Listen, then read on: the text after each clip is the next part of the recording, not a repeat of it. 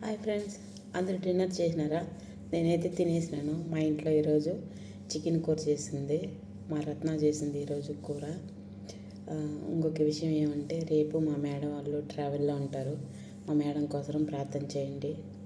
వాళ్ళ ప్రయాణం ఏ ఆటంకాలు లేకుండా హ్యాపీగా వచ్చి ఇల్లు చేరాలని. ఇంకొక చిన్న రిక్వెస్ట్ ఏమంటే, మా పాపకి నేను ప్రేయర్ రిక్వెస్ట్ పెట్టుంటాను, మా చెల్లెళ్ళ అమ్మాయికి. ఎందుకంటే వాళ్ళు హాస్పిటల్ నుంచి ఇంటికి వచ్చారంట, 3 days తర్వాత వెళ్తామని. అయితే రేపు సాయంత్రం వెళ్తారు. Friday morning operation. తల్లి బిడ్డ క్షేమంగా ఉండాలని ప్రార్థన చేసేవాళ్ళు నా బిడ్డ కోసం ప్రార్థనలో పెట్టండి. ఎందుకంటే మనం ఇంకొకరి కోసం ప్రార్థన చేస్తే దేవుడు మన పక్షాన ప్రార్థన చేస్తాడు. అది నేను గట్టిగా నమ్ముతాను. ఎందుకంటే నా ఫ్రెండ్స్కి చాలామందికి కూడా మా పాప కోసం చెప్పాను, ప్రార్థన రిక్వెస్ట్ పెట్టమని చెప్పి. నాకు కూడా మంచి రోజులు వస్తాయి. ఎందుకంటే అది ట్రాఫిక్లో ఉన్నాయి. ఎందుకంటే మనం ఎప్పుడు కష్టాలు అని చెప్పేసి అని కష్టాలనే నమ్ముకున్నాము. అలా కాదు, వెన్నెల కొన్నాళ్ళు చీకటి కొన్నాళ్ళు అని అంటారే, అదేలాగా మనకి బిడ్డమాయే వానమాయే ఎప్పుడు అనేది మనకు తెలియదు. కానీ అదేలాగా మనం ఎప్పుడు పుడతాము ఎప్పుడు చనిపోతాము కూడా మనకు కూడా తెలియదు. దేవుడు ఇక్కడ రాసి పెట్టుంటాడు. కానీ ఒకటి మాత్రం నేను బాగా తెలుసుకున్నాను. కోయిట్కి వచ్చిన తర్వాత ఎన్నో విషయాలు తెలుసుకున్నా. 5 లాంగ్వేజ్లు మాట్లాడేది నేర్చుకున్నా. ఎవరితో ఎలా మాట్లాడాలో తెలుసుకున్నా. ఎవరు ఎలా మోసం చేస్తారో తెలుసుకున్నాను. ఎందుకంటే మనం తెల్లనివని పాలని అనుకుంటాము. ఆ పాలల్లో కూడా నీళ్ళు కలిపినా కూడా తెల్లగానే ఉంటాయి. కానీ ఆ విషయం చాలా లేటుగా తెలుసుకున్నాను. ఎవరైనా ఏదైనా చెప్తే మనం నమ్మేస్తాం కదా. అలాగా నాలాగా ఎవరు కూడా మోసపోవద్దండి. డబ్బు మనం సంపాదిస్తాం, ఖర్చు పెట్టేస్తే ఖర్చు అవుతాయి, మళ్ళీ సంపాదించుకోగలుగుతాం. కానీ మన జీవితం మనకి కొంతవరకే. ఎందుకంటే ఎప్పుడు ఏ క్షణంలో ఏం జరుగుతుందో తెలియదు. ఉండే కోటీశ్వరుడికైనా 6 అడుగుల మట్టి. ఆ పూట కూల్ చేసుకొని తినే వాళ్ళకి కూడా 6 అడుగుల మట్టి. వాళ్ళకి వీళ్ళకి డిఫరెన్స్ ఏమంటే, నేను జోక్ చేయడం లేదు, ప్రామిస్గా రియల్గా చెప్తున్నా. నా కష్టము నన్ను ముందుకు నడిపిస్తాను. ఎందుకంటే ప్రతి అనుభవం కూడా నేను ఫస్ట్ ఆ కష్టాన్ని ఫేస్ చేసే మీ అందరికీ చెప్తున్నా. నాకేమైనా పని పట్టలేదా? ఈ పాటికి పడుకొని నిద్రపోకుండా వీడియో ఎందుకు పెడతాండా? ఎందుకంటే ఒక్కొక్కసారి మన మనసుకి అనిపించినప్పుడు ఎప్పుడు పని అప్పుడే చేసేవాలి.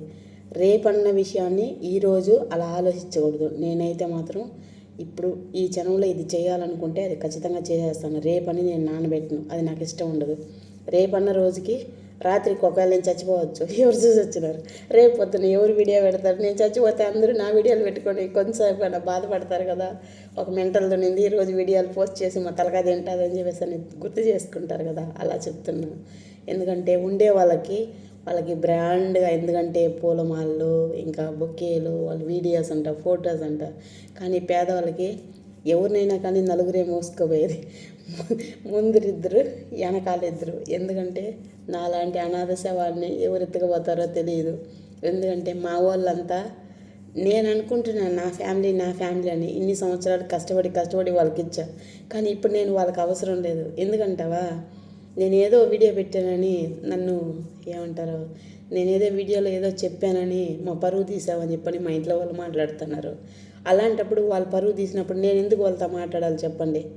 నేను ఎవరితో అయితే మాట్లాడతానో, ఎవరైతే నన్ను ప్రేమగా చూసుకుంటారో వాళ్ళందరూ ఇప్పుడు నాకు ప్రస్తుతానికి ఫ్యామిలీ. మా ఇంట్లో వాళ్ళు అంటారు, అందరూ నీ ఫ్యామిలీ అనుకుంటావు, అది నిజం కాదు, అబద్ధం అని. నిజమో అబద్ధమో నాకు తెలియదు. నన్ను ఎవరైతే ఎక్కువగా ప్రేమగా చూసుకుంటారో వాళ్ళే నిజంగా అంటే నా ఫ్యామిలీ లాగా నేను అనుకుంటున్నా. ఎందుకంటే వాళ్ళు ఏమన్నా నన్ను గురించి వెనకాల తిట్టుకొని నాకు ఇబ్బంది లేదు. కానీ నాతో ఎవరైతే ప్రేమగా మంచిగా ఉండారో వాళ్ళే నా ఫ్యామిలీ అని అనుకుంటున్నా. కానీ మనం ఎన్నాళ్ళు బతుకుతామో నిజంగా తెలియదు. కానీ నువ్వు డబ్బైనా సరే, ఇల్లు అయినా సరే, ఆస్తులైనా సరే, బంగారైనా సరే, నువ్వు ఏం చేర్చి పెట్టుకున్నా కూడా ఎత్తుకుపోయేది ఏమి లేదు. ఎగ్జాంపుల్ ఒకే ఒక చిన్న మాట చెప్తా చూడండి. నేను జోక్ చేయడం లేదు, రియల్గా చెప్తున్నా. మా అమ్మకి మేము 3 ఆడపిల్లలు. మాకు తమ్ముడు 10 సంవత్సరాలు అప్పుడే చనిపోయాడు, నాన్న చనిపోయాడు, మా అమ్మ ఒకటే ఉండేది. కానీ లాస్ట్ టైం నేను 2 months బ్యాక్ ఇండియా పోయినప్పుడు మా అమ్మ నాతో ఒక మాట చెప్పి ఏడ్చింది. నా పెద్ద కూతురు అమాయకురాలు, ఎవరేం చెప్పినా నమ్ముతుంది, నేను చచ్చిపోతే ఆ పిల్లని బాగా చూసుకొని మా చిన్న చెల్లెళ్ళకి చెప్పింది. ఎందుకంటే మా అమ్మ వాళ్ళ ఇంట్లో మా చెల్లెళ్ళు ఉంటారు, మా చెల్లెలకి 2 అమ్మాయిలు. అయితే మా అమ్మ అనేది నా పెద్ద కూతురికి చైను, నా రెండో కూతురికి గాజులు, మా చిన్న కూతురికి కమ్ములు. అలాగా మా అమ్మకుండే గోల్డ్ అలా భాగాలు పెట్టింది. నేను అన్నాను, అమ్మ ఇప్పుడు నువ్వు చెప్తున్నావు, ఒకవేళ నీకంటే ముందు నేనే చచ్చిపోతే అవునా కాదా?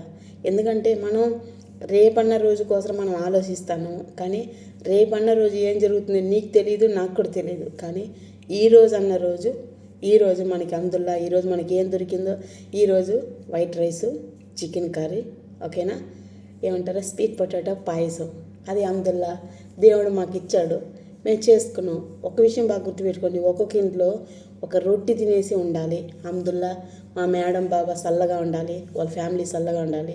మా మేడం మేము ఏం చేసుకుని ఇండియా ఫుడ్ ప్రతిరోజు కూడా మేము ఇండియా ఫుడ్ చేసుకొని తింటాం. ఇంతవరకు ఈ ఫుడ్ నువ్వు ఎందుకు చేసుకున్నామని ఒక్కసారి కూడా మా మేడం మమ్మల్ని తిట్టలేదు. ఎందుకంటే ఈ ఇంట్లో అందరూ కద్దమ్మలు ఇలాగా మా మేడం గురించి ఎందుకు చెప్తున్నానంటే తను అంత మంచిది, కద్దమ్మల్ని బాగా చూసుకుంటుంది, అందుకే మేము ఇంట్లో ఉంటున్నాము. ఇంకొక విషయం ఏమంటే ఎవరికైనా కానీ ఫుడ్ ప్రాబ్లం ఉన్నప్పుడు మీరు బాధపడద్దండి, ఎందుకంటే మీ అందరి కోసం కూడా నేను ప్రార్థన చేస్తాను. మనం ఇక్కడ బతుకు తెరువు కోసం వచ్చినాము, కానీ ఈ 5 ఏళ్ళు ఉండాలి. ఈ 5 ఏళ్ళు కూడా మనకి లైన్గా సక్రంగా లేవు, హెచ్చు తక్కువలుగా ఉంటాయి. చూడండి, హెచ్చు తక్కువలుగా ఉంటాయి. అలాగా మన జీవితాలు కూడా అలాగే ఉంటాయి. మంచోళ్ళు ఉంటారు, చెడ్డోళ్ళు ఉంటారు. మీరు అడ్జస్ట్ చేసుకోండి. ఎందుకంటే మనం ఈ కంట్రీకి మనం బతుకు తెరువు కోసం, డబ్బు కోసం వచ్చున్నాం. ఎవరు ఎలాంటి వాళ్ళో మనం చెప్పలేము. మన ముందు ఒకలాగా, మనం లేనప్పుడు ఒకలాగా ఉంటారు. మనుషులు నమ్మి ఎవరు కూడా మోసపోవద్దండి. ఎందుకంటే మీకు ఏదన్నా కష్టం అనుకున్నప్పుడు మోకాలు వేసి మీరు ప్రార్థన చేయండి. ఎక్కువగా మీకు కోపం వచ్చేప్పుడు నేను చాలా వీడియోల్లో చెప్పుంటాను, కోప్పడి మాట అనడము, ఇంకేదైనా చేయడము, ఇంకేదైనా చేసుకోవడం అలాంటివి చేయబాకండి.